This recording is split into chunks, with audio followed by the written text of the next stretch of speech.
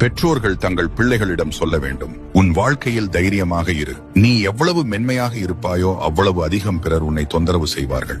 ஆனால் தைரியமாக இருப்பது என்றால் என்ன?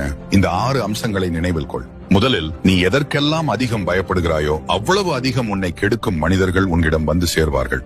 ஆனால் எந்த விதத்திலும் அஞ்சாதவனாக இருந்தால் யாரும் உன்னை தொட துணிய மாட்டார்கள். இரண்டாவது, உன்னுடன் பழகும் மனிதர்கள் நீ எங்கே போறாய், என்ன செய்கிறாய் என்று கேட்டால் அப்பாவியாக எல்லா விவரங்களையும் சொன்னுவிடாதே. எனக்கு ஒரு வேலை இருக்கிறது என்ற எளிய பதில் போதும். உன் வாழ்க்கையின் உள்ளுணர்வுகளை எல்லாரும் ஆராய அனுமதிக்காதே. மூன்றாவது, பிறரை பாதிக்க கூடும் என்ற பயத்தில் தளர்ந்து விடாதே.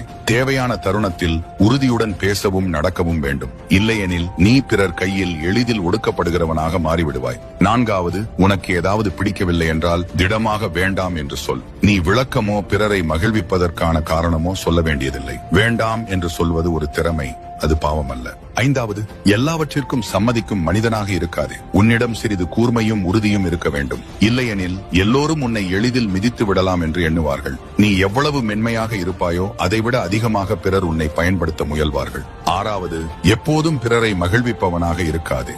எப்போதும் பிறருக்காக தாழ்ந்து கொடுத்துக் கொண்டே இருந்தால் மரியாதை கிடைக்காது. மாறாக உன்னை பயன்படுத்தி பின்னால் நையாண்டி செய்வார்கள். சிறிது கடினமாக இரு, அப்பொழுதுதான் மக்கள் உன்னை உண்மையாக மதிப்பார்கள். இந்த வார்த்தைகளை நீ உன் பிள்ளைகளிடம் சொன்னதுண்டா? Download ShareChat.